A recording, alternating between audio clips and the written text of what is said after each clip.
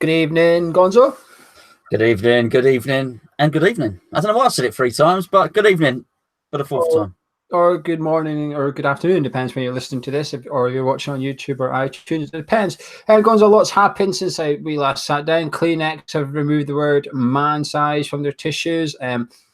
Apu's been removed from The Simpsons. Trent Alexander. They're not related, though. The two are not related. No, they're not. They're not related. And neither is Trent Alexander trying to get in about a 7-month pregnant woman. That might I don't know this. Pardon? I don't know this. Explain. It come out today. Some Liverpool supporting female. I don't know if she supported Liverpool actually. Her boyfriend and father to be of her 7-month-old or 7-month pregnant baby. She messaged Trent Alexander-Arnold and said, like, my partner's a big Liverpool fan. It's coming up to Father's Day. Would you be able to give him a Father's Day message because I'm 7 months pregnant and stuff?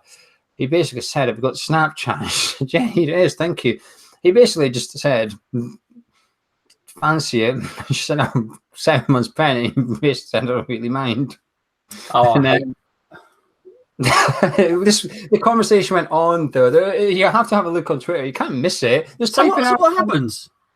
Well, she basically said no, but I see they're both in the wrong here because it was when he was away with England and Russia. He was in Russia at the time, and but the thing is, she kept replying to him. So like she's like playing this whole look at how bad he is for messaging me when I've got a partner. Because she does tell him she's got a partner and that she's 7 months pregnant. Because she said something to him like, "Do you say you must message lots of girls?" And he said lol, and she said, "Are all of them pregnant?" And he was just like, "Nah, just you." I hate it when that happens. I'm telling you, you better watch the maternity ward in Liverpool because Trent is on the pool. He's gone in. Well, my wife works in one. But the thing is, they're both in the wrong. She was egging him on, and he was still just going at it, if you like. But yeah, so a lot has happened in the world since I last spoke to you. Well, that's well, I wasn't expecting that on Cup of Tea this evening, but things always take a bit of a turn, don't they? I was expecting something like that in the general questions later on or something, but no, I didn't know that. But I'm sure by judging by that story, there's probably a bit of a Kleenex related as well. Yeah, maybe not man size because he didn't get anywhere at the end. So you could do just a pocket size Kleenex there. But anyway, we'll get on to West Ham. Diop, I mean, you might need your tissues to cry if this happens. Diop's been linked to PSG for around about £50 million. This link is not a surprise, is it? It seems like a bit of a lazy link. He wants to play for France. He's pledged his. He said he's going to play for France. He doesn't want to play for anyone else. Diop. He's come from France. He's a captain of the French younger sides. PSG are the biggest club in France. Is that a lazy link, or do you think there's something to this? Well, very nice for him to pledge his allegiance to France. Bearing in mind he was born and raised in France. So yeah, it's no surprise. It's no surprise. We were always going to be linked. Well, he was always going to be linked with somebody. But I thought for a moment that Mourinho described him as a monster in the nicest possible way, of course. And he's a hell of a player. He's very, very good. We only hope that it doesn't tempt our owners, the prospect of doubling their money quite so quickly. And let's be honest, as I always say, do you really? Let's say we get 50 million. Does anybody have any faith that we'll actually spend it? Well, you look what we've done with Diop and Balbuena. You will say, yeah, actually we can spend money quite well. But then there are other examples which would suggest that we don't spend money too well. So I always think a good player in the team is worth more than 50 million in the hand, as that classic saying goes. Are you worried at all by this link, or do you think it's too soon? Because the reality is, I should have looked at this actually. He's probably only played 7 good games for us. He's probably played, because at the start of the season we tried Albona and Balbuena as well. Diop looked a bit shaky in the first couple of Premier League games, so it was 7 at the most good games. While he's been good, he's been very good. Make no mistake about that. And he's got stronger and stronger. However, it's still a single figure amount of times that he's actually played well. And can you spend £50 million on someone that's played well for 7 games in the Premier League? I don't think so. Well, I think Paris Saint-Germain can do what they want, really. They have the they have oil wealth and the wealth of a nation behind them, and so they can pretty much do what they want. And of course, 50 million. You look at Van Dijk being 75 million. It's a reasonable fee. But I would number one, I would not sell them, and if I did, I would screw them for every penny you could get out of them, really. And it would certainly be a whole lot more than 50 million. Does he warrant that? No, but you know, if one of those mega clubs has their eye on one of your players, you get everything you can. But I do think it's too early, not just for him or anything like that. I just think it's too early for the link to be true. It would be weird as he suddenly metamorphosized into a completely different player than the one that played at Toulouse. If not, and he was playing that way in Toulouse, and you would imagine he did play in the same way at Toulouse because he was captain at 19, they would have seen him week in and week out in their own league. So I'd imagine they're keeping an eye on him. But if he continues in the way he's gone all season, in the way he started the season and continues in that vein all season, I think it'd be more than just PSG sniffing around him and looking to buy him. So, but unlike with someone like Declan Rice, for instance, who's in contractual limbo, if you like, we have the security of a long-term contract with this guy. So anybody that does come, if there's a bidding war between Man United and PSG and Real Madrid or something like that, then we are in a very, very strong position. So no, I'm not worried. To be fair, that's what PSG might be arguing. They should pay 50 million for him now, because they wait 18 months, he'll be worth 70, 80 million actually, and they'll save themselves 20, 30 million. I know you said Van Dijk 75 million, but he had done it in Premier League for Southampton for a couple of seasons before that move to Liverpool. He hadn't done it for 7 games. He had done it for a while. It was a safe bet, Liverpool getting Van Dijk. It was safe. They knew what they were getting, etc. And with Diop, the potential is there, and the potential is massive. He's massive, and the potential is massive as well. 50 million is probably... It's hard, actually, because to not look through this with your West Ham tinted specs on. We try and remove them as much as possible on this show to take away your claret and blue side of it, if you like. It's difficult not to do that, because if from an outsider looking in, they'd probably be thinking he's not worth 50 million, etc. But we have watched him for 90 minutes over the last few weeks, and you've seen some... I remember I did the review with Charlie after the Leicester game, and I remember saying Diop's been making tackles he's got no right to be making that one on Harry Kane a couple of weeks ago as a prime example. He should not have got that ball. He should not have been there to make that tackle, but he's done it, and it's a bit special. But if you had to slap the price tag on Diop, what would it be? Well, I think if you'd have asked me before the rumour started, I probably wouldn't have said 50 million because I don't want to sell him. But bearing in mind I don't want to sell him, and you're asking a hypothetical question, and it's PSG.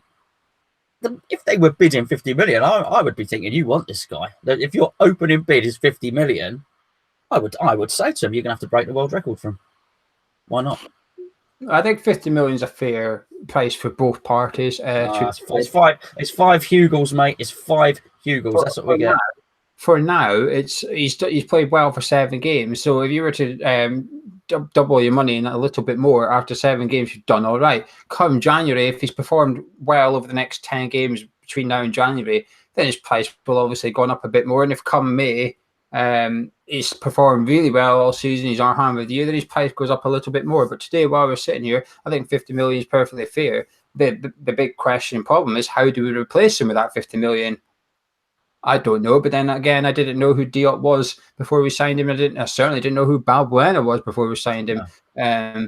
But we've been able to put together a very good centre defence partnership for £25 million.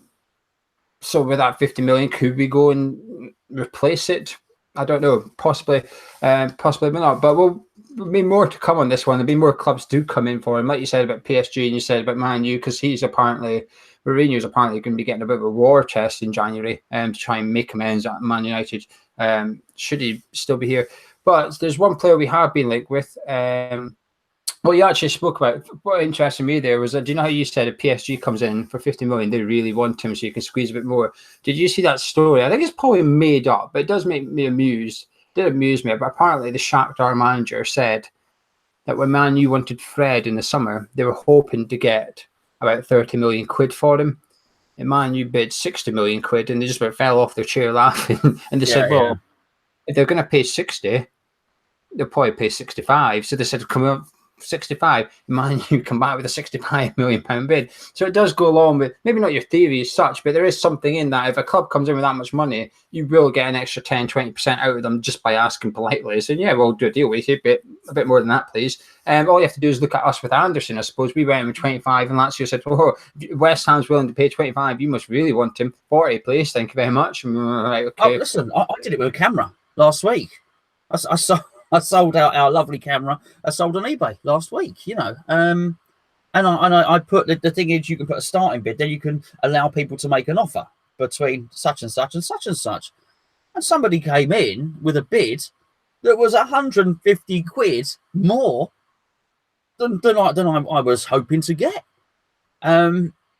So I went back and I made a counter offer for 20 quid more just because I could, for the exact same reason you did. They buggered off and still haven't sold the camera. But I'm joking. Our next link, there's people a couple of people asked us on social media, and Sam West Ham London's asking in live chat now. We're being linked with Victor Wanyama. Now, on one hand, it fills the position we're needing, etc., but the stumbling block here probably isn't the player or the asking price. It's who we're trying to deal with here, and that's Spurs. So the fact that we're trying to deal with Spurs probably makes the link seem a little unlikely, but there's a lot of smoke around this one. Would you like to see him here? Is that type of midfielder we should be going for? Hello, Sam. I read Sam's article today on the West Ham training grounds, on the temporary structure there, which is a good read. Yes, Wanyama is exactly the type of player we want because he's high energy and he's Premier League proven, which I do think is the key. I'm not saying that Sanchez was no good or anything. I know he played for Aston Villa, but there was a feeling that there was a period of acclimatization required for him to come in. I think someone like Wanyama literally hits the ground running, and with a lot of running. The big issue is us doing business with Daniel Levy, and we've just made a discussion about how Shakhtar asked Man U for a bit more money, how we would ask PSG for a bit more money, and how I asked the fella a little bit more for my camera. Believe you me, Daniel Levy, we would be paying the standard price, which is always rich under Daniel Levy. We would be paying the West Ham to Tottenham price, which has an extra levy on it. Do you think, though, there are repercussions of the stadium dragging on, though, if you like, means that they might have to force the hand to sell, if you like, because this isn't a position Spurs have been in over the last few years because they've been so well run, they can actually cut their nose off to spite their face a little bit if they really wanted to. But now with all this debt mounting up, and it's coming out today, they're borrowing another £230 million or something. They can no longer do that. I think their strength in negotiating has been removed a little bit from them. That's a great point. Yeah, they are not negotiating from a position of strength. He was always able to be, brash and belligerent, and he could really do what he wanted, Levy, in negotiations. I think you make a great point. They're not negotiating from a position of strength purely because if Pochettino, we understand that Pochettino was probably promised some money. Now, forget all the press releases and all the rest of it. The stadium is costing between 100 and 200 million more than they thought, and it's late. These things incur huge costs. The contractors on a big venture like that are huge. Now, there's no way that hasn't affected his transfer kitty. So I would imagine when he signed his new contract, one of two things happened. Talking about Pochettino here. He either said, give me a release clause whereby someone pays some compensation if they want to take me, so we know the Real Madrid job is open to offer, or give me the money, give me 100 million, which you consider what West Ham has spent, what Fulham has spent, and so on and so forth. It's not an outlandish amount to ask for. Give me 100 million to improve the team. One of those two's happened, if we suppose it's the second one. And actually, Levy has said, I will give you that. Actually, I'm sorry, I can't give you that money now. It's got to go towards the stadium. Then Levy's not in a position of strength, as you suggest, because he's got to do everything he can to keep his manager. And that may well be, as you suggest, trying to sell a few peripheral players for normal money. He's a very good player, Wanyama. He's the right age as well. He's later on in his 20s, etc., but he's not over the hill, certainly. I do think he's got a high price tag attached. I'm sure in the summer, just at the end of it, they had 3 players up for sale without being up for sale, but they had, I think he was one, Danny Rose was the other one, I can't remember who the other one was, and they were like 30-40 million pounds each, and you did think it was a bit unrealistic, but that's what Spurs can do in the summer. Even back then, they've had more and more problems since then. For him, how much would you consider a fair fee for Wanyama to be? Well, this is interesting because I don't. You've just indicated then that there is a rumoured fee, which I don't know. So I'm going in blind here. He's 27. I would say 15 million, but in today's market, is that a derisory amount? I wouldn't care about making a derisory offer to Tottenham, but I guess we'd want to get him 15, 20 million. Can you imagine us spending that though? Bearing in mind what we spent in the summer, I find it hard to believe we've still got any money left.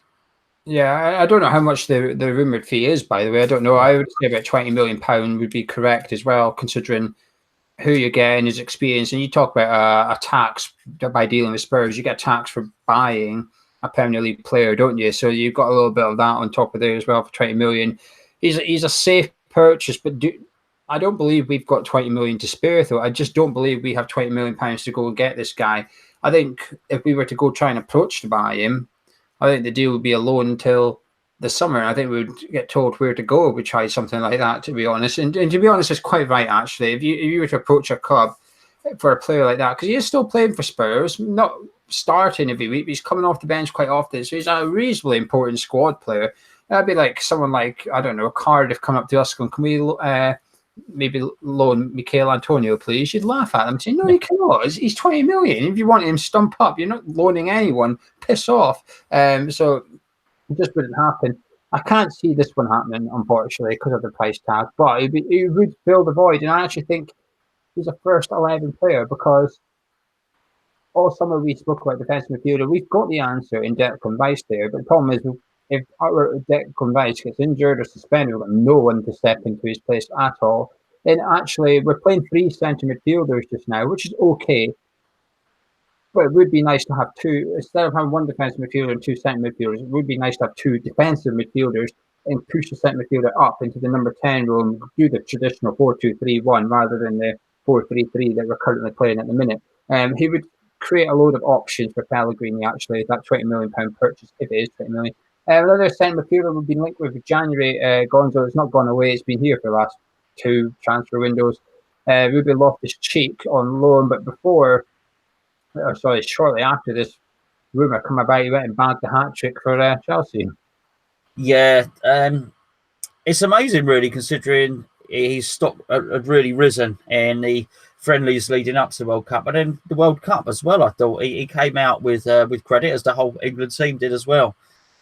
And then, of course, he can't get into the Chelsea team. He was very good at Palace last season as well. I remember first time I ever saw him in the flesh was Palace away. I stood down the front, should I say, at the away game. And I mean, he looked like a light heavyweight boxer. He was a big boy. Athletic, strong, fast, good control of football. He's a good player, a very, very good player. If we could get him, it would really help our current situation. And I mean, this season, we'd never be able to afford to buy him off Chelsea, because Chelsea are going to want to do what they always do, be it with Lukaku and De Bruyne, who I know went somewhere else before he went to City, Wolfsburg possibly. But that's what they do. A big part of Chelsea's income is the way they buy young talent and then they sell it on, don't they? So we wouldn't get him. Do I think West Ham we would be used as a stepping stone? I'm sorry to say, but 6-month loan deal for Loftus-Cheek would suit us down to the ground, because that's the position we need. Yeah, I can't see it happening. It'd be a no-brainer, though, if it was possible. The only good thing on our side here is Chelsea have a lot of options in midfield, a lot. And then they've also Ross Barkley at the start of the season. There was a lot of talk about Ross Barkley. He's banging form for Chelsea right now. That's not going to help Loftus-Cheek whatsoever. But it might actually benefit West Ham, actually, Ross Barkley being in form. There's another Chelsea player we've been linked with due to the injury of Yarmolenko. We're now linked with Victor Moses. Would you like to see him back at West Ham for a short loan? No, not really. No. Why would you not want Victor Moses back? Because he's a wide player. we've got a really good young wide player coming through, and Diangana, fantastic. Nathan Holland is, I rate him highly. He's coming back to fitness as well. I don't think we need to thwart those. This has been the most exciting thing that's happened at West Ham in a long, long time. That we have a manager who has faith in the youngsters. And how many times did we see in the past few years when we've had injuries, really bad injuries in certain areas, and we thought, Martinez was one. Granted, it doesn't look like he's going to make it. So, but we had this time we had no strikers. You think, and this guy was banging them in the under-18s. Why is he not playing? Well, do you know what? This has happened. We've had an injury in a wide position, and it looks like the youngster that's come in and got into the team, it looks like he can play Premier League football, and it looks like he's good. Moses coming in knocks Diangana back down, and I don't want to. I just don't want to see that. I do think we need reinforcements. I do think it's in central midfield. What wide areas? I think we can look to the academy now. You make a good point, because I want to say Diangana as well. But the only thing is, I think that puts a lot of pressure on Diangana. Between now and January, we'll find out if he's got what it takes as well. There's 2 months for him to make his mark at West Ham. But the good thing if we do loan Moses is, if a club does come knocking for Antonio, we can sell him. I think that's the one. It sounds harsh, but that's the one positive, because if we do then want Wanyama, if we can sell Antonio to fund that move, and we replace Antonio with a loan move for Victor Moses, then I think that's very, very clever transfer business, that actually. And it takes the pressure off replacing Antonio until the summer. And who do we replace him with? Yarmolenko. He'll be fit again, so it's sorted, but it's just a temporary measure. I do think Moses would be a very clever option to get, but I'm not sure you could get him out of Chelsea, to be honest. I know he's not featured as much under Sarri as he did under Conte, but he was really good for under Conte at Chelsea, and I think he's stepped up a bit since he's gone back to Chelsea. And I'm not sure. I suppose Moses is a bit like Wanyama. He's one of those players who he's not good enough to start in a top six club. He's sort of maybe too good for a non-top six club a little bit. I was having this argument with some people that we know, like Jay and Wayne and all that, because they were talking about Iwobi, and I was saying he's not good enough for Arsenal. He's not good enough to start for a top six club. Yeah, I agree. But he's probably too good to start outside a top six club. He's in that little bracket. And I put Anatovich in there as well, by the way, for what it's worth, and Sigurdsson. I think they're all in this little bubble that not good enough, too good, and they sit there and they either accept the bench in the top six or they go and excel at someone outside the top six. And it's up to them what they do. And I think Victor Moses is one of those players. We have been linked with another wide player. I'm surprised if you've heard of him. You might have done, but going by our form in the summer with the French league, I'm going to say that you might not know. Alan St. Maxim, he's a Nice winger. I know he is. I know he is. Because we've been linked with him. It was St. Etienne. I don't know. Maybe it is. I don't know. Yeah. Alan St. Maxim. Yeah. Very fast player. He's got little dreadlocks. Yeah, I know that. I've seen a picture of him. I've seen we were linked with him for 35 million in the summer, but it seems to have dropped to 25 million for some reason in January. Well, 2 years ago, you've heard me speak about a geezer called Leon Bailey, who's in Germany, a very, very good player. They were the two. I discuss this often, and I'll often read 4-4-2, and a bit old school, I know, but I've spoken about it before. Reece Oxford was in there. Pereira, these players I throw out there, they have the best up and coming young players in Europe, and Sam Maxime was in there amongst him. Have a good breakdown, and when you see him, you have a little look. So yeah, he was 2 years ago. He was mooted to be one of the best up and coming talents in Europe. Well, we'll be linked with him to replace Yarmolenko as well. And finally, the last other link we're going to talk about is Mario. Unbelievably, though, he's been completely out in the cold at Inter Milan, right? Completely out of it. We got linked with him to come back in January. And then the other day, night, he started against Lazio, got man of match. His first start of the season, got man of match away to Lazio when Inter Milan won 3-0. There's something very West Ham about that, actually. He doesn't play at all. We want him. Actually, we'll play him now. Man of match forms. I would love to see him back, actually. And I thought he played well without excelling, well under David Moyes. And David Moyes is the complete wrong manager for Mario. Yeah. Pellegrini, I think, is a complete right fit for Yaya Mario, and I would love to see him come and play under Pellegrini for 6 months with a fee agreed for the end of the season. No, just a loan this time. I would like to see us have something in place so come May, if he does do well and we do fancy having him here longer term, we can just trigger it and hopefully purchase him. I wouldn't be adverse to paying 15-20 million to get Yaya Mario back at West Ham. I think it's a bit of at this day and age in the Premier League, 50 million is a bit of a punt actually on a well-known player, if you like. And I think 50 million, I think Yaya Mario is worth that punt. Yeah, it's not. Yes, it's yesterday's 5 million, really, isn't it? 15 million in that sense. So yeah, I understand exactly what you're saying. Yeah, I agree with everything you say. I do think he would do a good job. I do think eventually he would end up as a squad player, because I do wonder when Lanzini comes back where he would fit in, or maybe it would be Anderson that gives way, of course, because he's going to have to step his game up. We could do with him, mate. He'd be in the team at the moment. If we had João Mario at the moment, he'd be in the team. I know that much. Yeah, I agree with that completely. Well, that's all the transfer links, unless you've seen any more that you wish to discuss. No, you surprised me with a couple there. I knew about the Wanyama one, but yeah. Well, the Wanyama one's everywhere over the last 24 hours. Well, you should keep the One Football app, actually, because that's where I get most of the transfer links. That app that you've got as well, so keep your eye on it. It comes up saying West Ham link with someone, I swipe it and have a read of it. That's where I get the things. Yeah, funny, I did use it yesterday to just to check the dates, because I remember you said I had my games all. And I thought, oh my goodness, if I've got all my fixtures wrong, if I've got that wrong about the West Ham games, and I had I had to double check that we were playing Burnley. So yeah. Well, there's been a couple of suspensions at West Ham, both of them called Mark. First one, Mark Noble, when he got sent off. Another one, Mark Phillips. For the users that don't know, Mark obviously attended the DFLA March in London a couple of weeks ago now, but we haven't done a cup of tea since then. It was him that sort of, I wouldn't say admitted it, because there was nothing to admit. He just commented that he was there in the West Ham lot, etc., on Twitter, and then someone complained to kick it out, and then kick it out past the complaint onto West Ham United, and then West Ham United has suspended Mark. Since then, nothing's come out of it. He's not been sacked, and as far as we know, he's not back at work yet. The under-18s coach. What's your opinion on all of this, Gonzo? Well, he's broken no laws, but as far as we know, we don't know if he's breaking any club rules, and I think that's really the key here. I don't know why they would report it to kick it out, because kick it out is an anti-racism thing. And as far as, well, not only has he not done anything racist, I think he's been coaching.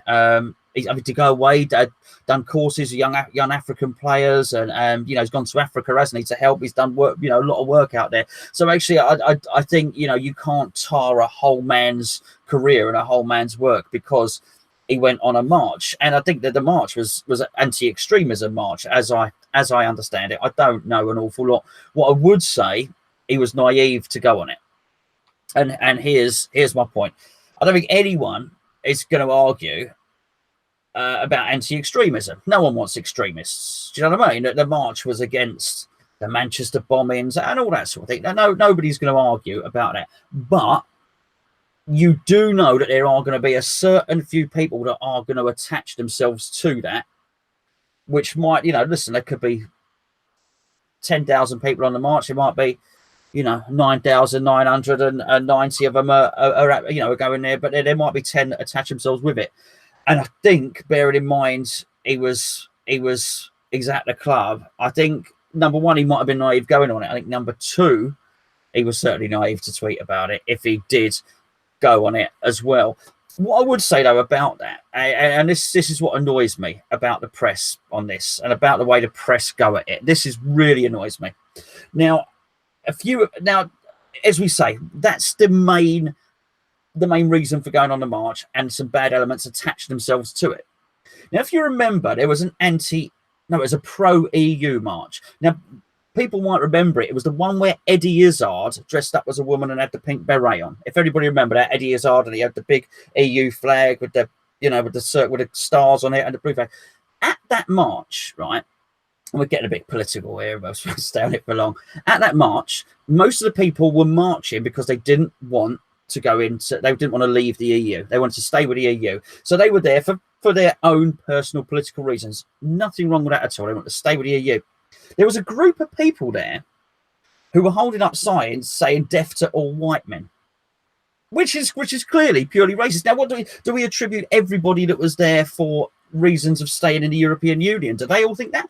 No, we would never even consider. There was clearly a small minority that had attached themselves to it. They all had black masks and black hoods on, and they kicked off. And I just think when you go on these marches, there will always be elements of people, be the march right, be the march left. You might be quite central. You might be just slightly left. You might just be slightly right. But when you go on these things, there will be people from the extremes that attach themselves to it, and that's where I think maybe just thought I'm gonna stay at home. We need to give a bit of context to this as well. Mark's sister was caught up in the London Bridge a terrorist attack as well, so he has a massive personal reason to go on these marches as well. I don't think there should be any action taken against him. It was a legal march. It was law binding. It was arranged with the police. The police were there guiding the march. The only reason it hit the media is because Antifa blocked off the march. That is where the problem come from eventually. I think Mark's got every right for freedom of speech, etc. You're right, though. There is a club policy that he's probably signed his contract that somewhere in the bottom it'll say you represent West Ham United literally 24/7. Anything you do, you're representing West Ham United at. And that's where there's going to be an employment issue come along. However, this isn't necessarily a political statement as such, but West Ham United donated money to a political party out of our own bank. It was only £12,000. It's not that much out of West Ham's money. A couple of years ago, West Ham United donated £12,000 to a political party. Our vice chair is also very tied up in politics. And I do think I don't want to say hypocritical, but it's borderline hypocritical a little bit that the club can do this, Canterbury can do that. However, you, the under-18 coach, you're not allowed to have a say. You're not allowed to have an opinion, etc. You're not allowed to go on this march. If Mark had gone on at any other march, would there be a problem? I'm not so sure, to be honest with you, Gonzo. I think it's because he went on this specific march that is a problem. If he had been on the Antifa march that was blocking the other one, would there be a problem? I am not so sure. And I do think that this is just the media is blown out of proportion. You're right, because at the end of the day, the black and white of it is, what was it? It was a man exercising his right to freedom of speech, going on a march for something he believes in. There's nothing wrong with that whatsoever. I actually agree. I'm going to contradict myself here a little bit. I actually agree with the club suspending him because that's what the policy will be. While you're investigating someone or something, you have to suspend that person. I've had to suspend people in the past while an investigation was conducted. Luckily, I'd say most of them came back to work and their suspension period was paid in full. Back you come as if nothing ever happened. And some of them had to get sacked for their actions, etc. But you have to remove them from the workplace while you conduct an investigation into them. That's the correct thing to do. So I'm not going to look too much into the suspension on its own. But it's just the whole thing. I do think it's just shows what the role is becoming this day and age. We had a little laugh at the start about 3 things that's happened in the last week or something. And actually, this is another thing. This is what's happening with the world. It's all becoming far too political. I don't want to use the word snowflakes, but I'm going to. There's far too much snowflakes in the world these days. And I think Mark's just a victim of, what do you want to call it? Not broken society. People say broken Britain, whatever. Very, what word? Sensitive, very, very sensitive opinion. Yeah, absolutely. Sensitive. It's just anything you cough and someone gets offended by it these days. I think Mark is actually a victim of the world going soft a little bit rather than a victim of him doing something wrong. And I don't think it's fair, in all honesty. Actually, I do feel sorry for him, and he has a lot of personal reasons to go on that march for his sister, etc. But anyway, that's more to come on that one because there's been no conclusion as such. This is just the first time that we've sat down and spoke about since it happened. Balbuena, Daz on our blogging site does a stats blog after every single match. You know, Balbuena made the most clearances in the league this weekend at 15, quite a bloody high thing, and he was in the Who Scored Team of the Week, which is a stats-based website. Do you think he's gone under the radar a bit, Balbuena? Because we've just been talking about Diop, £50 million price tag. I bet Balbuena got linked to a club today. It wouldn't be anywhere near 50 million, 15 million maybe. No, I don't think he has gone under the radar. But yeah, I thought you wanted to speak about Mark Noble as well. No, that was just a joke about how. Oh, right, okay, sorry. No, I don't think he has. I've heard nothing but praise for Balbuena, nothing but praise. I've I don't think he's getting praise, etc., but he's not getting as much praise as Diop. I don't think he is. Oh no, I've heard plenty. I have to disagree with you there. I've heard plenty, and it's very much spoken of as a partnership. How they complement each other. How he was a bargain. No, I think he's getting a lot. If we're talking about the wider media, I don't know. I don't really listen. Don't really listen to it. But I think the West Ham fans, certainly. Yeah. What I was trying to say though is Diop's 50 million. Balbuena would never be worth anywhere near as that, according to the outside world, would they? Well, yeah, you have to wonder. Maybe he's not as striking in the way he goes about his business. If you want, maybe he's a little bit, is a bit more razzmatazz to Diop. The interceptions are very athletic and they're very good. But maybe. I don't know. Maybe Balbuena's a little bit more cerebral. Maybe there's some positioning and whatnot, which maybe doesn't stand out as much on the pitch, but is just as effective. But I hope he does. If that's the case, I think we all know that they are a fantastic partnership and they do complement each other. Hopefully, he does continue to fly under the radar because if someone was linked with him, you wouldn't want to hear it, regardless what the price was. But I'll tell you something: it would certainly be significantly more than the 4 or 5 million that he signed for if somebody was linked with him, because I don't see too many better. No, he's coming the end of the season when you're doing the signing of the season. He's someone you'd have to consider for a different reason. While Diop might be the best player we've signed, Fabianski might be the best player signed. Pound for what you've got for your money, I think Balbuena probably outshines both of them, because at the end of the day, £7 million for a keeper Fabianski's age is a fair price. Although he's performing really well, £7 million still seems quite a fair price. Actually, is it a bargain? Possibly, but it's not that much of a bargain. Balbuena is a massive bargain, and I think coming the end of the season we'll be singing his praises. The money table, there's a guy, I can't remember his name, Kieran something. He's a professor at the University of Liverpool. He tutors about finance in football. Today he released his little findings recently, which is he's done a table of all the clubs in Britain for their income, not including TV money. So he's removed the TV money from it and said, this is how much your club earns. West Ham sits 7th in that table outside the top 6 clubs, essentially. While not surprising, does this sort of show that actually the resources are there? Someone, we'll come on to on social media, someone on social media basically said, we're sitting 7th in the income, we're paying high wages, we're paying high transfer fees, we've got high crowd attendance, etc. So in theory, should we be 7th in the league if you want to look at it like that? I think so, but I don't think we're inefficient.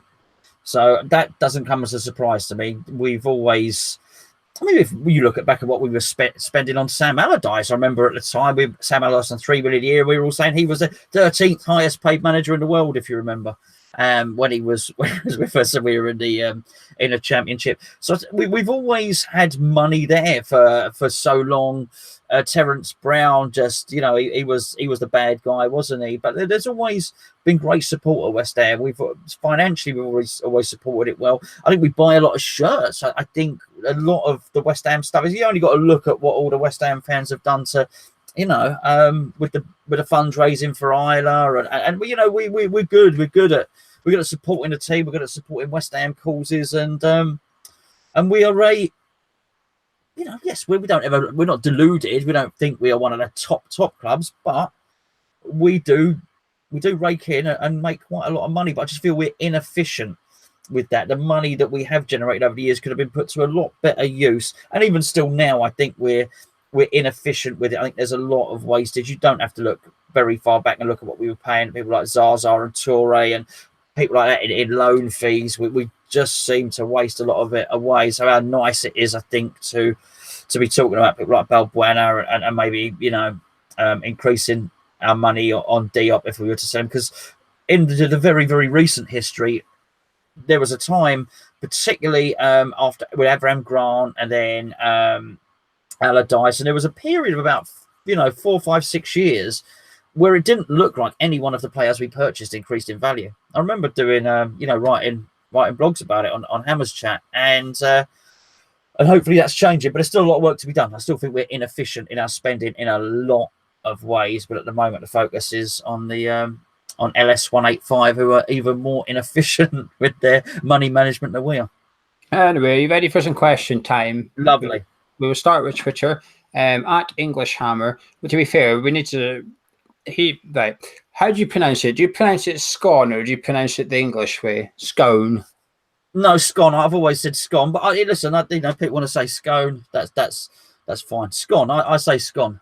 Yeah, it's a scone as well. But he says, when Gonzo goes to Devon or Cornwall on holiday and eats scones, does he put the jam or cream on first? Well, you say Devon and Cornwall. They are very, very different scones. You see, I think now I'm going to get this. Someone have to correct me. I do believe one of them has currants in sultanas. I think the other one doesn't have any. So I think a Cornish cream tea, you've got to get it right. You've got to put the jam on and the cream on in the correct order. I'm not sophisticated enough to know what that order is. So I do put lashes of cream and jam on, and I do love a good scone. I would probably prefer it without the currants. So what was he asking again? Just what order did he put it on? Oh, no, I'm not sophisticated enough, mate. Sorry. I have been taught the correct way. I used to just do what you did and just bang it on, and whatever happens. But I got taught by Mrs. Geo the cream goes on first, and it does look a lot better when you put the cream on. But you have butter. I have the butter and the cream and the jam, right? You have the butter as well as the cream and the jam. No? Oh, right. I don't know. Is that me? I don't know. Whatever. Yeah. Yeah, just cream, the clotted cream, and then the jam on top. Yeah, that's. We won't get because there's no one posh in our audience. There's probably no one. We don't want posh watches us today. We're not going to get corrected in the comments. It's normally rude. Normally rude questions. There'll be someone called Cornwall Hammer or something. It's a way to pay. There's never commented before. He's going to be getting fucking. He's going to be offended. What I said about the currants. Yeah, there will be. Well, people got offended by your curtains on the preview last night. I told you some people. Did they? I've not read the comments. So I'm not happy about the curtains. Who did you about it? I seen someone tweet about the curtains. Really? Yeah, someone commented about your curtains. I knew they would. They're going. The curtains are going. I don't want them to go. Mrs. Gonzo wants to get rid of the curtains. I quite like the curtains. We used to have the matching cushions and everything, but by stealth, she's just replaced all the cushions. So the cushions have got freaking mustard coloured cushions. Mustard and grey. What's all that about? So she said that the curtains again. She's got some new curtains coming. I don't know. I'll make I'll take the curtains down. I'll make a coat out of it or something. Interesting. Daz at Curtain Hammer says you have to commit to one player's name and number on your shirt now for the next 3 seasons. Who would it be? And then he says you're basically guessing who's still going to be here as well. Oh, okay. I'll play the game then because obviously I'm not allowed to have Billy Bonds or something.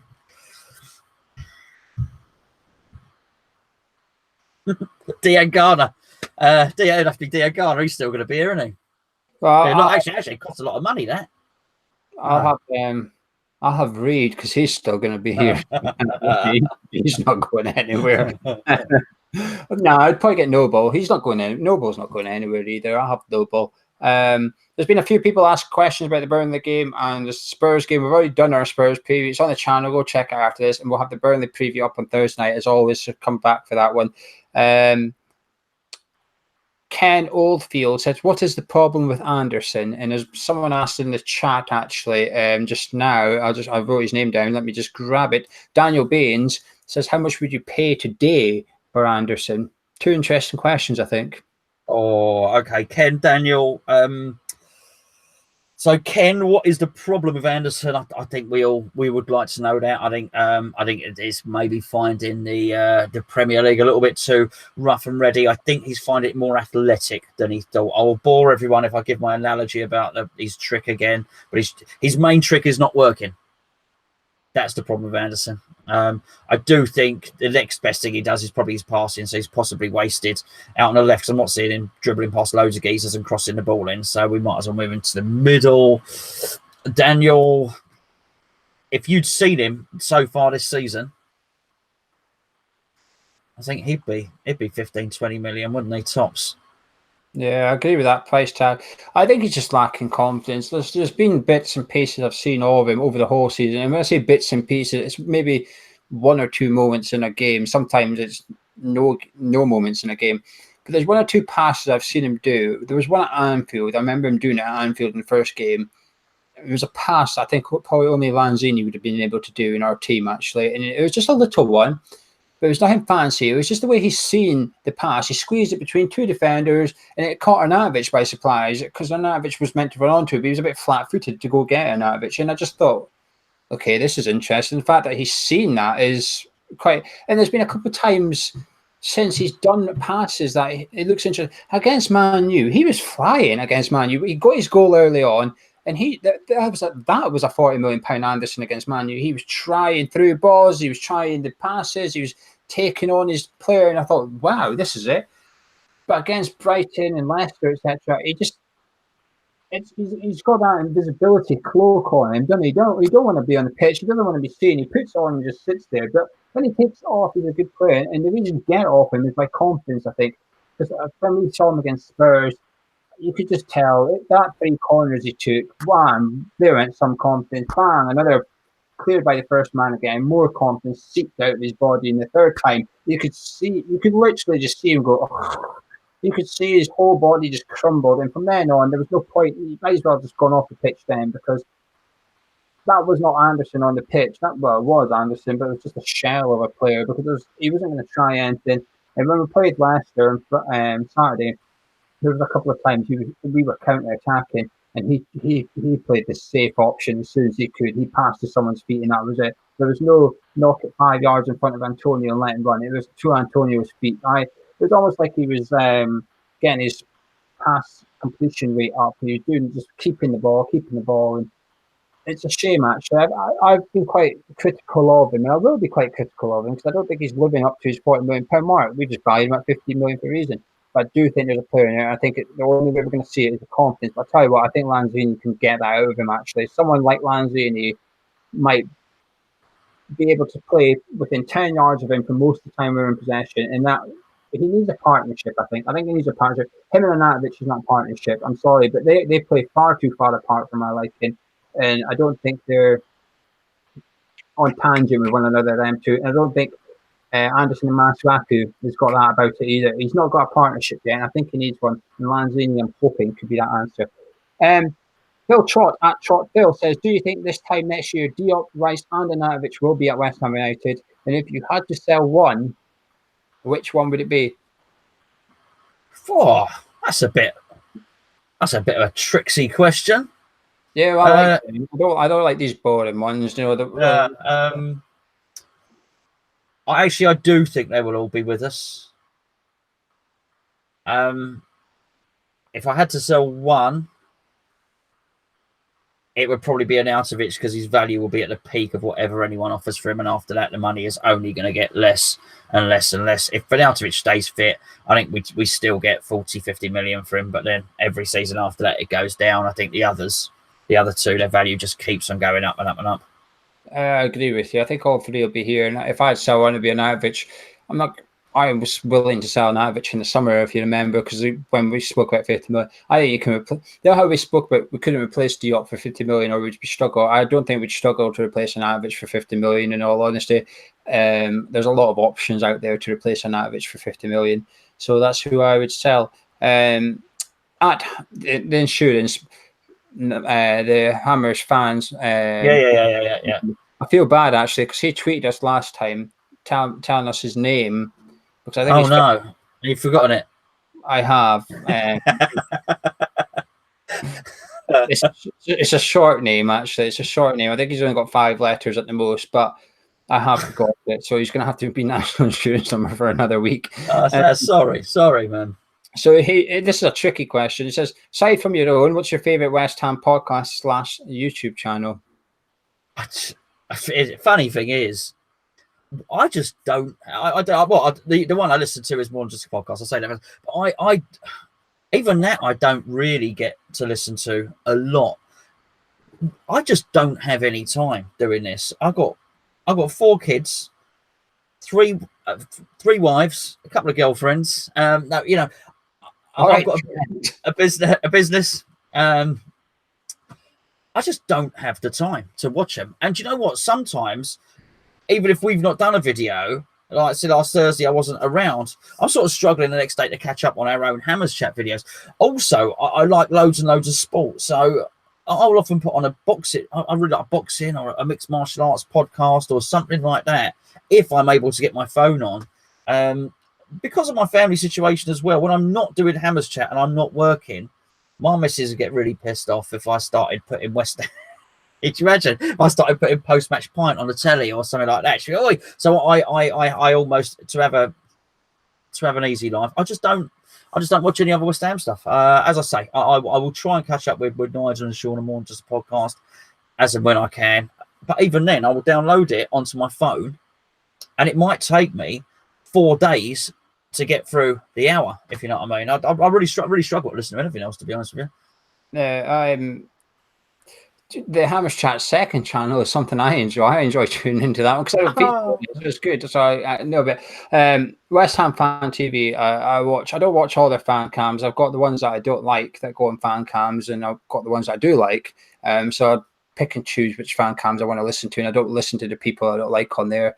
I think there's a couple that are sheep, if you like. You know what the next questions are going to be, don't you? Now no, I'm not answering that because at the end of the day, they're entitled to their own opinion. My only problem is I don't think it's their own opinion. I think they're just copying someone else's opinion. There's one or two of them that are like that.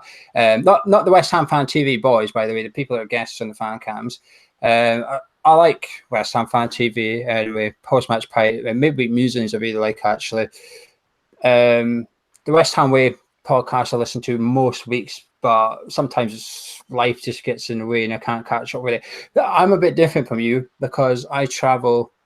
Of course. I travel up and down the country, so I've got a lot of time where I can listen to podcasts and watch stuff on my phone and that. So I do have a lot of downtime, if you want to call it like that. And my work is a 4-mile walk each way every single day, so I've got plenty of walking time, plenty of traveling time, etc, etc. So yeah, I get most of it. The Three Hammers are really nice guys as well. Actually, I like to listen to them. Their content's been a bit lower recently, but I do tune into them as and when I can. But I regularly dip in and out the rest of them as well. The American podcast, Green Street Hammers, West Ham Matters. There's that new radio show on the Monday night now, which I've only caught once or twice. You've obviously mentioned more than just a podcast. There's Stop Hammer Time as well. There's a lot of podcasts to listen to if you're a West Ham fan. So try and catch up with most of them. Also, what I would also say is, even if I did have the time, I'd still try and keep it quite low because we're doing this. I'm always conscious that I'm not saying someone else's opinions. Do you know what I mean? Plus, every morning when I'm having my cup of tea and all the rest of it, I'm on the forum. I'm on hammerschat.com. So I've already got a cross section of a load of fans who we've known for a long time and chatted with for a long time. And I always think, if I'm watching other videos, am I, then you ask me a question like this, am I regurgitating what someone else has said? I quite like when we do cup of tea that a lot of what you say I don't know. So for instance, today, you've said a couple of, 2 or 3 things that I didn't know, and so I sort of, you get the instant reaction rather than something I've heard somebody else discuss already.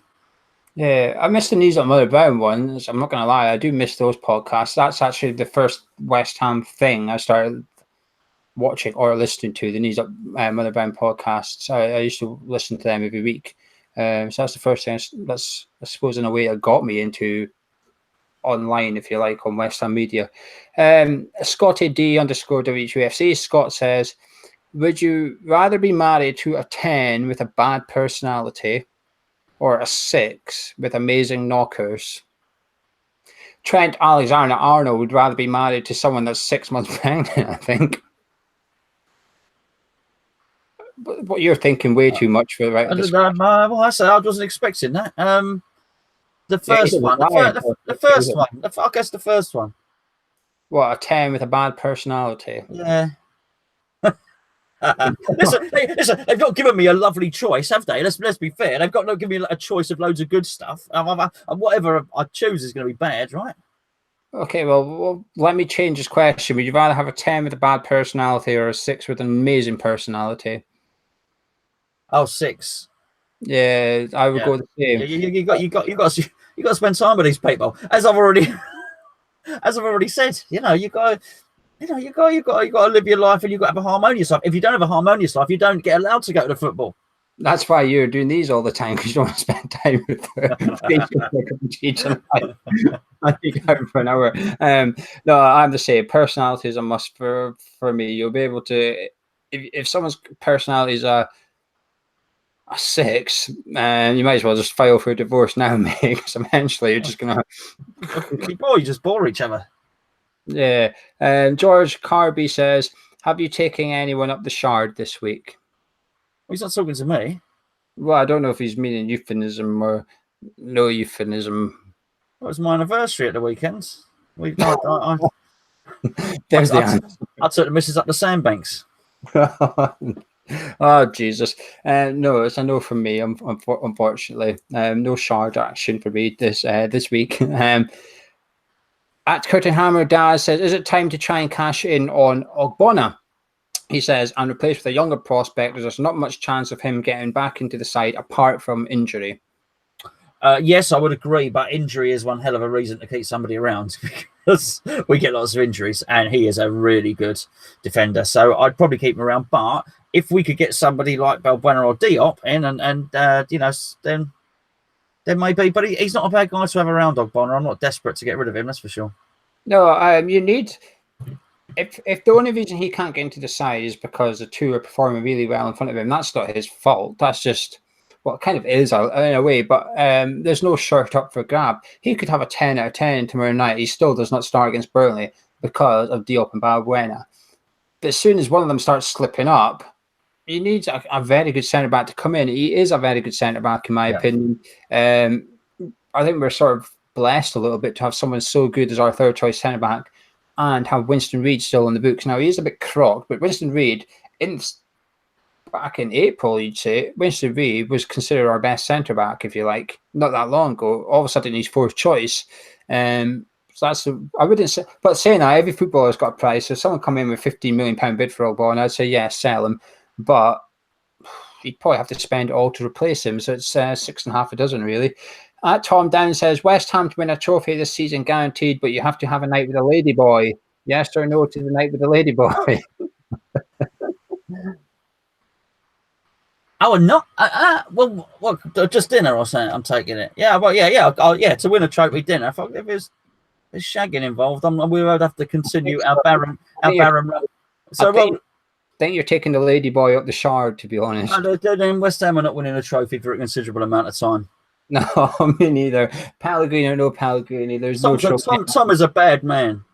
He is, but hopefully he'll take one for the team. But I certainly won't. You certainly won't either. At Tommy _Gun 86, Tommy says, with Spurs being saddled with huge debt and possible manager and player departures coming, hopefully years of struggle for them, is this now an opportunity for teams like us to show our ambition to break into the top 6 by spending big again in the next couple of windows?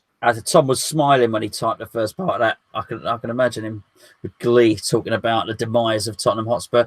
I think it always is, Tom. I think it always, if the Leicester Premier League title win showed us anything at all, it was that any time is a good time to try and launch and break into that top echelon, because you never know when they're going to dip. Who would have forecast that Man United were going to have the run that they're having now, bearing in mind they hired Mourinho and were spending money like it's going out of fashion. They've spent a lot of money. You never know when these things are going to happen. So I think any time is a good time. And there was a long time when it was either just Arsenal and Man U or just Chelsea and Man U. There's a lot of teams who can contest that top 4 now. So things ain't quite like they used to be. It's harder than ever to break in. So one team having a lapse like Tottenham, there's still a lot of other decent ones to get past. But that doesn't mean you lack ambition and you don't try. I think we should always be trying. Yeah, I think the problem is money, isn't it? And we've spent 100 million, right? For what? To get into the top 10. Fulham have spent 100 million for what? To stay in the Premier League. Leicester City could go spend 100 million next summer for what? To get into the top 10. This is now. Do you know how we used to say it costs a lot of money to get into the top 4? To get into the top 6, you're going to need hundreds of million, right? We've always said that. Actually, it's getting to the point now, to get into the top 10, you need about 100 million. If you don't have 100 million, you're going to struggle to get in the top 10. It's going to become, the Premier League is actually going to split into thirds soon, I think. It's always been top 6 for the rest. I think there's going to be a middle league opening up soon. You're going to have to spend 50, 60 million a summer to stay in there. And if you don't spend that to get into that, you're going to spend 160 million. So if you don't want to spend 160 million, you're going to be facing a relegation battle a little bit. Because I do think it might not be this year, might not be next year, might be 5 years down the line. But I do think eventually there's going to be a pool of teams who sat in the, and it's going to be the teams that stay in the Premier League for the next 5, 6 years consecutively and can take all this cash in all this time. And there's all the other ones that have been yo-yoing are going to struggle to keep up with us, because we can then, West Ham, Leicester, Everton, I'm using these clubs because I think they're going to, these are the ones most likely to stay in the Premier League. Wolves, we're all going to be spending hopefully 60, 70 million every summer. And teams coming up are going to think, bloody hell, to get up, you've now got to spend 100 million to stay up, and that's without thinking about the rest of them. I do think that's going to be the future of the Premier League. I think it's, I think there's a mini league developing, but to get into the top 6, like Tom says, I just think it's completely unachievable. I think if anyone can break in the top 6, it's going to be seen as a bit of glory without a trophy, if you like. It's going to, all the other neutrals, if you like, are going to say, you know, something fair play to you, because that is an enormous achievement. But when you do it once, you're not going to manage to do it the next season unless you somehow get into the Champions League. But we saw with Leicester, they won the league, got in Champions, they got all the Champions League money. But even that wasn't enough for them to build, because as soon as you get into the top 6, the other 5, and one you just knocked out the top 6, look at your club and think, wow, who's responsible for this? Kante, having him, thank you. Vardy will unsell. Mahrez will unsell him.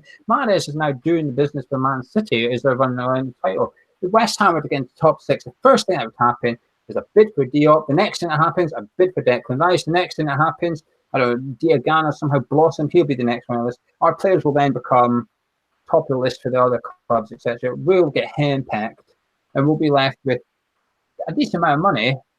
But we go back to what we just said about Diop at the start of the programme. How do you replace them? The honest answer is I don't think we will. So I don't think there's anyone breaking into the top 6 anytime soon. Man U are having one of their worst starts of the season in history, probably. Well, certainly since I've been alive.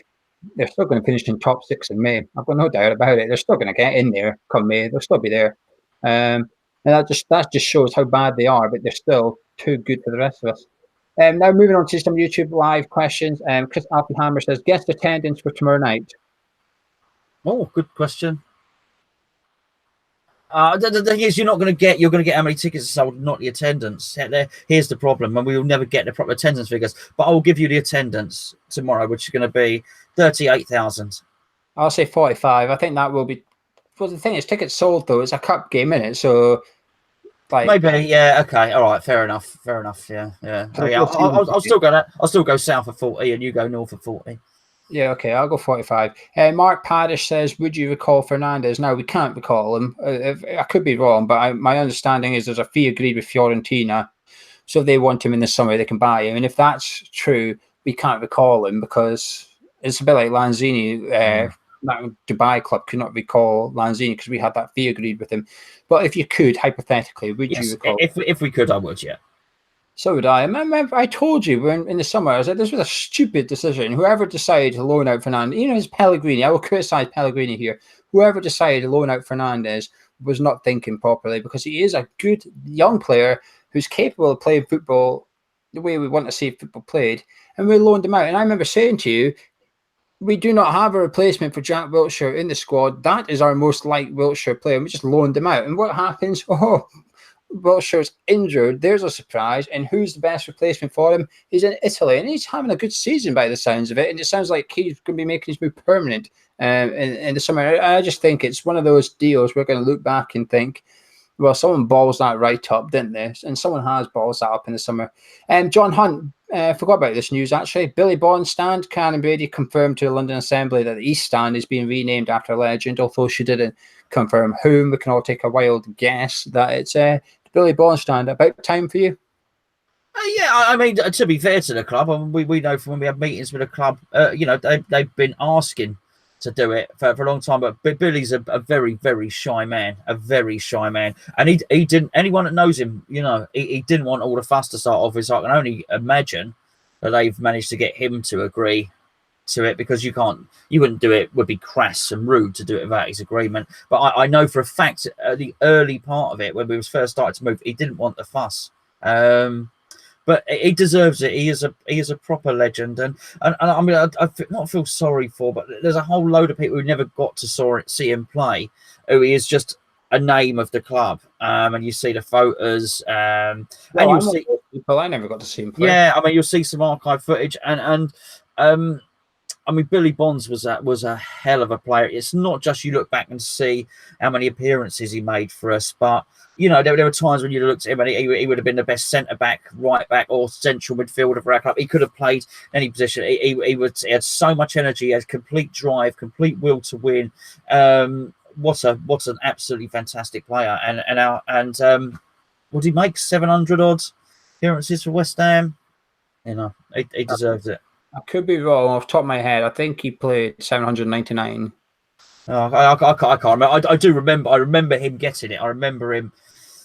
I remember him passing a milestone, and I remember him doing this ridiculous number because at a very similar time, Peter Shilton, not for one club, may I say, but Peter Shilton had done a ridiculous number of professional games. I remember papers talking about it a lot of the time. But he was some player. As I say, it's just for some, it's just something that people talk about it in a way that my old man would talk about players, you know what I mean? Or, you know, your granddad would talk about players. Unfortunately, he is that now, but, you know, a really, really good footballer. And I say that having seen modern players as well, a really tough player. Another bit of news. Did you see that we've put in planning permission for a temporary gym? Shizzle Bass asked about why we're getting so much injuries. Now, we're not going to cover that because we do all the time and we'll just laugh at it. But sort of off a tangent, we have applied for a temporary gym. I mean, it's a bit... Yeah, well, this is what I was talking about earlier. You said Sam was in the chat. Sam Inkersole you talking about, yeah? Well, the thing is, I don't know if that is Sam Inkersole in the chat. I know you said that, but I didn't want to correct you. But I think that's Sam West Ham London. I could be wrong, but I think that Sam is the one that used to ask us, how confident are you about the transfer window every single week? Oh, I think that's... Okay, all right, fair enough. Well, I don't. I say this lots and lots of times, and I see in comments after people still ask. I don't watch the chat in a cup of tea. Geo watches the chat in a cup of tea. I don't. But yes, but anyway, Sam Ingersoll did write about it today, so I have read about the temporary structure whilst they're awaiting. Well, they've got to get planning permission for the temporary structure, and then they're still awaiting planning permission for the main structure, and. I can't help but think it's sticking plasters when, you know, Leicester City and I do want to talk about Leicester as a football club at the moment because there's just so much going on with the tragedy. Just to talk about the football side and you know they pledged 100 million to their new training facility and they got the plan and they got everything and that's how you do it, you know. We seem to be spending, you know, 2 million here, 4 million there, spreading it between Rush Green and Chadwell Heath to improve the indoor pitch at Chadwell Heath, and it's drip with us. But I'm not. They should be doing it, and I think Pellegrini has gone there and sort of kicked some ass, to use an American term. I think he has gone in there and done that and got them at least to start improving the facilities. So. A start is better than nothing. Yeah, it just seems a bit temporary to me, which sums up the owners. I'm not dicking the owners out as such because I say we're having a good season. We're not really, are we? We're 15th in the league, etc. But it is just another temporary thing. It's just another cheap option that they've gone down, and we've just seen now 7th most money in Britain and that's without the TV money, etc. And we're spending a couple of £1 million on. Which sounds like a flipping wooden hut, basically, for the winter as the gym. I mean, with an inflatable roof. I'm sure it said it had an inflatable floor as well. And I thought, how does that work? An inflatable floor? That's a bouncy castle. They're hiring a bouncy castle. Yeah, but like, how can you have gym equipment on an inflatable floor? It's going to burst, surely. But like, I just read, all right, okay, inflatable here, inflatable everywhere. I don't know. Maybe Trent Alexander-Arnold needs an inflatable doll as well or something. I'm not sure. But everything's just a bit temporary. It's just one of those things you think, like you said, they're spending 2 million here, 4 million. Why would you not just it's like a plaster. They're peeling off slowly. Actually, just stop that. Just rip the flipping thing off and just pay whatever you have to do. Because there's that football agent. Oh, I can't for the life of me remember what his name was. Said that when West Ham go for a player, and they show him around Rush Green and the player still signs, he's signing because of the money. And that's what a football agent said. That just sums up West Ham a little bit. And I just thought, that's always like stayed in my head a little bit, because when you do then go sign, like even Marko Naujovic, you do think, why is he coming to West Ham? Because it's not because of the training facilities, is it? It's because of one thing and one thing only: how much he's going to get paid on the last day of the month or whatever, etc. I've got no problems with people signing for money, because at the end of the day, if someone came along and offered me more money to go do the same job, I would be resigning tomorrow, wouldn't I? So it doesn't bother me. Football's no different. Hold on, before you do, there's an old joke on that, which I've just remembered. Old joke, and it goes back to Terence Brown.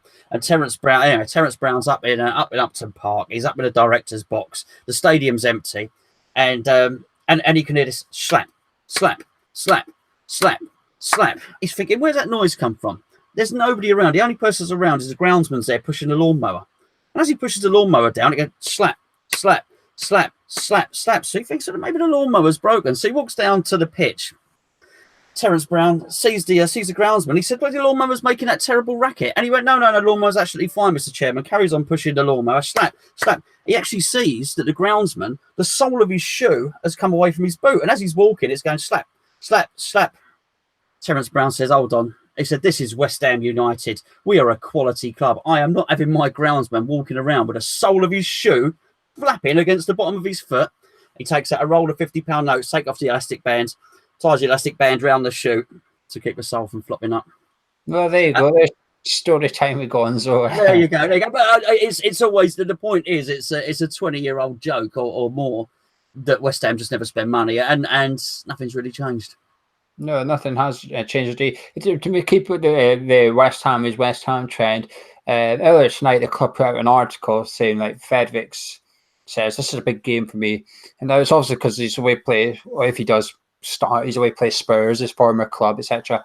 In the article, it's got the front cover of tomorrow night's programme, which has Ryan Fedvix on it. The date on it is the 31st of September. There isn't even a 31st of September anyway. Brilliant. So, happy Halloween. Yeah. I don't know if the PDF they've used is incorrect, or if the programs tomorrow night are going to have their own date. So if you go to the game tomorrow night and you're walking past the program stand, if you fancy, just stop a second, just check the date on the front cover, because it might be dated the 31st of September 2018. That is not West Ham. I don't know what is. And we've got one last question from Flight Time, our regular viewer. Hello, Flight Time. It's got nothing to do with West Ham whatsoever, he says, but it's to do with Christmas time, if you like. He says, what do you prefer, celebrations, roses, Quality Street, or Miniature Heroes?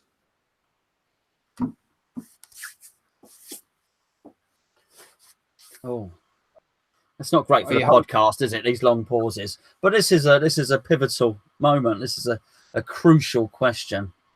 Okay, well, I'll dive in. Listen, I am not a fan of the celebration. Let's say I am not a fan of that. If I want a Mars bar, I'll go and get a Mars bar. Do you know what I mean? Okay. If I want a Galaxy, I don't want a small chunk of Galaxy. I want a big bar of it. The big ones, the 300 grams one. That's what I want. So I'm going to go for Quality Street. I will cherry pick the green triangle, the purple one with a nut in it, and I think it's called a caramel keg. The golden caramel keg, something like that. We've discussed this before, because mine's Quality Street as well. I think someone asked us our favourite Quality Street sweet, and it's called the Caramel Barrel. That's what it's called. That's it. We did, didn't we? Yes. But the pink, the big purple one, and I like the fudge as well. But the fudge comes in a pink wrapper. I mean, that's just not right. That's confusing, that, because that looks like the strawberry cream, which comes in a red wrapper. Fudge shouldn't have been a pink wrapper. But believe it or not, it's Miniature Heroes I don't really like. I don't really like them. The sweets in them they're similar to celebrations, aren't they? In the fact that you can get them on a confectionery stand and a petrol station if you like. But the celebrations at least have Maltesers, etc. But Miniature Heroes are They have the twirl. Do they have the twirl? The heroes. So, yeah, and I think the best thing I could be. We're going to be getting these middle, don't know. I want to say the best thing in the miniature heroes is the cream egg, but they're so bloody small now. There's not actually any cream. Twirl is just a poor man's ripple. Interesting. The ripple's going out of fashion. I can't tell you last time. I got. They're doing £4 for a pound in Tesco's. I've got. Well, I guess I've got 12 ripples in the fridge. I like a ripple. They're a bit like minstrels for me. They're still there, but I can't tell you the last time I've had them. Can't tell you the last time I've had minstrels. Maltesers are my go-to. Maltesers are my go-to anyway. But anyway, Gonzo, is there anything else you'd like to chat about, West Ham or otherwise? No more West Ham, no more chocolate, and no more ladyboys, which is a good mantra for life. Yeah, stick to that. But we'll be back tomorrow night. We'll have our review. West Ham v Spurs. Hopefully, we'll be celebrating us going into the quarter-final of the League Cup. And then on Thursday night, I don't know if Gonzo will be here. Oh, no, I'm here tomorrow. I'm not here Thursday. I'm here tomorrow. Yeah, you're here tomorrow, but you're not here Thursday. So I'll be joined by 2 people on Thursday night for the preview of the Burnley game. It won't be a repeat of last season's game of West Ham versus Burnley, hopefully, said Karen Brady. Hopefully, so said a lot of people that don't like Karen Brady. But anyway, if you enjoyed the podcast, drop a like on it. If you're on iTunes, subscribe to the feed on here and leave a review on iTunes if you can. If you've watched on YouTube, go find us on iTunes. Just type in Hammers Chat and we should be there. Subscribe to it in there. And if you're listening to it on iTunes, come find us on YouTube. Type in Hammers Chat on YouTube and subscribe to that. We've also got the second channel. Go check that out as well. And the latest video is Mike's view from the King Power on Saturday, where he attended. So you can go have a listen to that if you haven't already. But thank you very much for joining us on all the latest from West Ham. Gonzo, pleasure talking to you, and I shall see you again very, very shortly. We'll catch up tomorrow. Thanks for watching. We'll catch you in a bit. Good night.